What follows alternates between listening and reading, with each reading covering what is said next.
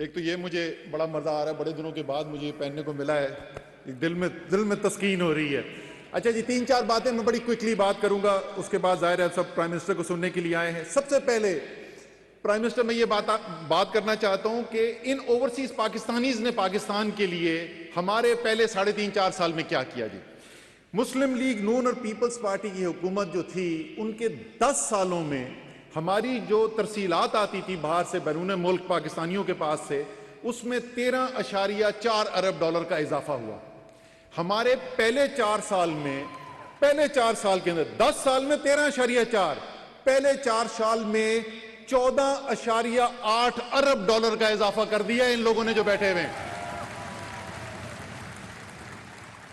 اچھا ہم کیا کر رہے ہیں وہ بھی میں اس کے اوپر کوئکلی کرتا ہوں، لیکن دوسری چیز یہ ظاہر ہے اوورسیز پاکستانی، میں بھی باہر رہا ہوا ہوں، میں نے کینیڈا میں نوکری کی ہوئی ہے، تو سب سے زیادہ جو شدید خواہش ہوتی ہے کہ پاکستان کے بارے میں کوئی اچھی بات سننے کو ملے، لوگ وہاں پر جو بات کریں وہ پاکستان کی کوئی تعریف کریں۔ میں نے چند چیزیں ذرا سا آپ کو یاد دلانے کے لیے کہ کیا بولتی رہی ہے دنیا، اس سے پہلے کیا بولتی تھی وہ آپ کو پتا ہے، ڈیلی مرر کی سٹوریاں، سرے محل کی سٹوری، کون سا لیڈر جو ہے اس کے چوری کے ہار نکل آئے، کس کے چوری کی کوئی پیلس نکل آیا، یہ خبریں لگتی تھی پاکستان کی، یا یہ خبریں لگتی تھی کہ کس طرح پاکستان کے لیڈر دوگلے ہیں، خود ہی ڈرون اٹیک کراتے ہیں اور خود ہی چپ کمرے میں کہتے ہیں کہ کر دو اور باہر آ کے کہتے ہیں نہیں کرو۔ اب کیا خبریں لگ رہی ہیں؟ میں نے صرف 3 ایریاز پہ کیے ہیں۔ سب سے پہلے اجازت، جس ایریا کے اندر سب سے زیادہ میں نے کام کیا بذات خود ڈائریکٹلی، لیکن پوری قوم کا وہ ایفرٹ تھا، کووڈ ریسپانس۔ ساری دنیا ایک ہی چیلنج فیس کر رہی تھی۔ دنیا کیا کہتی ہے؟ ورلڈ اکنامک فورم اور ورلڈ ہیلتھ آرگنائزیشن دونوں کہتی ہیں کہ 5 دنیا کے بہترین ممالک جنہوں نے کرونا کا مقابلہ کیا اس کے اندر پاکستان شامل۔ یونائٹڈ نیشنز جنرل اسمبلی کا صدر کہتا ہے کہ دنیا پاکستان سے سیکھ سکتی ہے۔ Larry Summers, former chief adviser to the U S President, کہتا ہے کہ اگر امریکہ نے کورونا کا مقابلہ ویسے کیا ہوتا جیسا پاکستان نے کیا ہے تو $10 ٹریلین امریکہ کے بچ سکتے تھے۔ اگر امریکہ پاکستان کی تقلید کرتا۔ بل گیٹس آئے تھے ابھی، سب کے جانے پہچانے، وزٹ کر کے گئے، واپس جا کے انہوں نے رپورٹ وہاں سے آئی اور پھر انہوں نے مجھے ایک خط بھی لکھا۔ 2 ادارے انہوں نے وزٹ کیے، NEOC ہیلتھ منسٹری کا ہمارا فیصل سلطان صاحب لیڈ کر رہے ہیں، اور دوسرا NCOC۔ ان کے الفاظ میں انگریزی میں بتا دیتا ہوں، ان کے الفاظ ہیں کہ دونوں اداروں کو دیکھ کر I was blown away by the quality of work which is being done۔ دنیا کے کامیاب ترین لوگ کہہ رہے ہیں کہ ہم دنگ رہ گئے پاکستان میں جیسا کام ہو رہا ہے۔ انوائرمنٹ، بورس جانسن، یہاں پہ انگلینڈ کا بھی ڈیلیگیشن آیا ہوا ہے، چیکو بھائی بیٹھے ہوئے، بورس جانسن کہتا ہے دنیا نے اگر سیکھنا ہے کسی سے، اگر کوئی دنیا میں مثال ہے کہ یہ انوائرمنٹ کی خرابی جو ہو رہی ہے، کلائمیٹ چینج ہو رہا ہے، اس سے کیسے مقابلہ کرنا ہے، تو دنیا کو عمران خان سے سیکھنا چاہیے۔ برطانیہ کا وزیر اعظم کہہ رہا ہے۔ یونائٹڈ نیشنز کی انوائرمنٹل پروگرام ہمیں پاکستان کو فارسٹری کا گلوبل چیمپئن کہہ رہی ہے۔ ورلڈ اکنامک فورم کہہ رہا ہے 4 ملک دنیا میں اگر ہیں، اگر کلائمیٹ چینج میں سب سے بہتر کام کر رہے ہیں، پاکستان اس میں سے ایک ہے۔ احساس کا پروگرام، احساس کے پروگرام کو ورلڈ بینک کہتا ہے دنیا کے 3 بہترین پروگرام سوشل پروٹیکشن کے جو چل رہے ہیں، وہ اس کے اندر پاکستان کا احساس کا پروگرام ہے۔ لیکن اس میں سب میں کامن چیز کیا ہے؟ یہ 3 میں نے مختلف آپ کو مثالیں دی، یہ کامن چیز کیا ہے؟ کیونکہ یہ تمام جو فیصلے کیے گئے، چاہے وہ کورونا سے کیسے مقابلہ کرنا ہے، یا یہ احساس کا پروگرام کیسے چلانا ہے، یا یہ ماحولیات کے ساتھ کیسے ہم نے ڈیل کرنا ہے، یہ فیصلے ملک کا وزیر اعظم نہیں لے رہا، یہ فیصلے ملک کا ایک لیڈر لے رہا ہے جو اپنے اگلے الیکشن کو نہیں دیکھ رہا، آنے والی نسلوں کو دیکھ کر فیصلے کر رہا ہے۔ ہم نئے پی ایم صاحب، جب میں نے شاید آپ کو بتایا تھا، ہم سعودی عربیہ گئے جی، پہلا ہمارا وزٹ تھا سعودی عربیہ۔ میں نے وہ فون کیا روم سروس سے، میں نے چائے منگائی تو پتہ چلا نیچے کوئی شباز گل کے گرائیے ہوں گے، فیصلہ آبادی 2 لڑکے پہنچ گئے جی اوپر چائے لے کر۔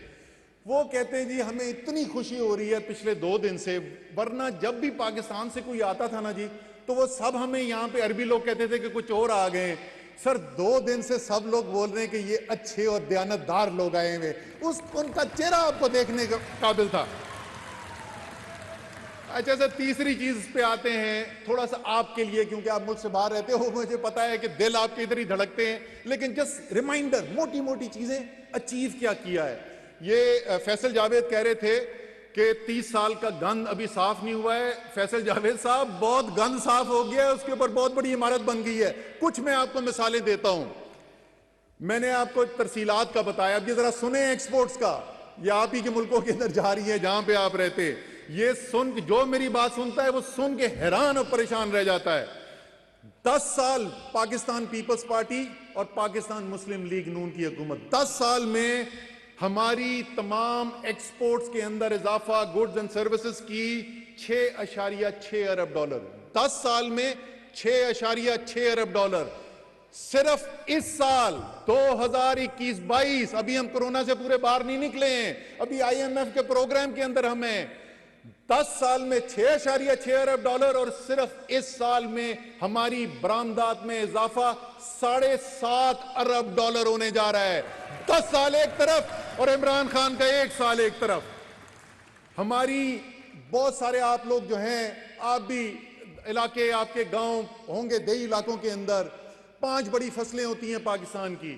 پچھلے 2 سال کے اندر 5 میں سے 4 فصلوں کی، پاکستان کی تاریخ کی سب سے بڑی فصلیں، گندم، چاول، گنا، مکئی، چاروں کی ریکارڈ فصلیں ہوئی ہیں پچھلے 2 سال کے اندر۔ IT ایکسپورٹس آج کل کے نوجوانوں کے لیے کرٹیکل، پچھلے 15 سال سے سن رہے ہیں بڑا پوٹینشیل ہے، بڑا پوٹینشیل ہے، وہ پھنسی ہوئی 1.2 بلین ڈالرز۔ پچھلے سال 47% اضافہ ایکسپورٹس کے اندر IT کی، اس سال اس کے اوپر مزید 33% اضافہ۔ نیا پاکستان بنتا ہوا نظر آ رہا ہے۔ آخر میں جو میں بات کرنا چاہتا ہوں جی، کل میں نے آپ کے ساتھ میں نے آپ کو تفصیل میں سمجھایا تھا کہ پاکستان کس دورائے پہ کھڑا ہوا ہے اور کیوں پاکستان کو عمران خان کی ضرورت ہے، بڑی میں نے آپ کو تفصیل سے بتایا تھا۔ مختصر میں دوبارہ دہرانا چاہتا ہوں، میں تفصیل کے اندر نہیں جاؤں گا۔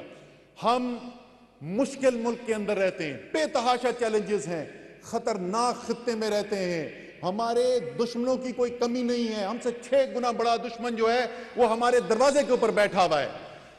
اس ملک کے اندر اگر آپ نے کامیاب ہونا ہے، ان چیلنجز سے مقابلہ کرنا ہے، تو اس کی بنیادی شرط یہ ہے کہ قوم متحد ہو۔ پورے پاکستان میں گوادر سے لے کے خنجرات تک، آپ چارسدے سے چلے جائیں کراچی تک، ایک لیڈر ہے جو پاکستان کو سیاسی طور پر اکٹھا کرتا ہے، جس کے نام کے اوپر ہر پاکستانی لبیک کہتا ہے، وہ عمران خان ہے۔ باقی سارے کے سارے ریجنل لیڈر ہیں، کوئی قومی لیڈر نہیں ہے۔ دوسری چیز جیسے میں نے کل بتایا تھا، میں نے سوچنا شروع کیا کہ یہ کتنے سالوں کے بعد ہوا ہے، اور میں آخر اس نتیجے پہ پہنچا کہ قائد اعظم اور لیاقت علی خان کے بعد یہ پہلی دفعہ ہوا ہے 70 سال میں پاکستان کی تاریخ میں کہ ایک ایسا نیشنل لیڈر آیا ہے جو ریاست کے تمام ستونوں کو یکجا کرنے میں کامیاب ہو گیا ہے۔ فوج بھی چیلنجز کے اندر مدد کر رہی ہے، سپریم کورٹ بھی ساتھ کام کر رہا ہے۔ کیونکہ یہ اپنی ذات کے لیے نہیں کر رہا، کیونکہ عمران خان کی کوئی چوری نہیں ہے جس کو اس نے چھپانا ہے، اس لیے انہوں نے اداروں کو کمزور نہیں کرنا، اداروں کو مضبوط کرنا ہے۔ تو آج کے جو حالات ہیں اس کے اندر ہر شخص کو ملک کی ضرورت ہوتی ہے، کوئی پیدا ہوتا ہے جس کی ملک کو ضرورت ہے، اور آج پاکستان کو عمران خان کی ضرورت ہے۔ میں آخر میں وزیر اعظم صاحب ذاتی ایک بات کرنا چاہتا ہوں۔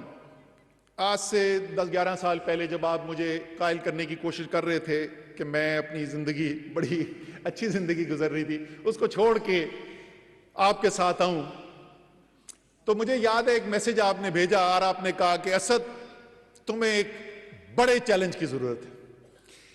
آج خاص طور پہ جس دن سے یہ عدم اعتماد آئی ہے، میں پہلے سے زیادہ کنونس ہوں، اب تو مجھے یقین ہو گیا ہے کہ اللہ تعالیٰ کا کوئی بڑا پلان ہے جس کے لیے اللہ تعالیٰ نے ہمیں لا کے عمران خان کے ساتھ کھڑا کیا ہے۔ تو آپ کے لیے आपके लिए और तमाम सुनने वाले पाकिस्तानियों के लिए, चाहे दुनिया में कहीं पे भी बैठे हों, आपके लिए पैगाम बड़ा सादा सा है, घबराना नहीं है। क्यों नहीं घबराना?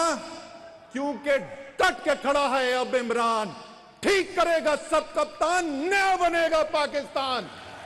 पाकिस्तान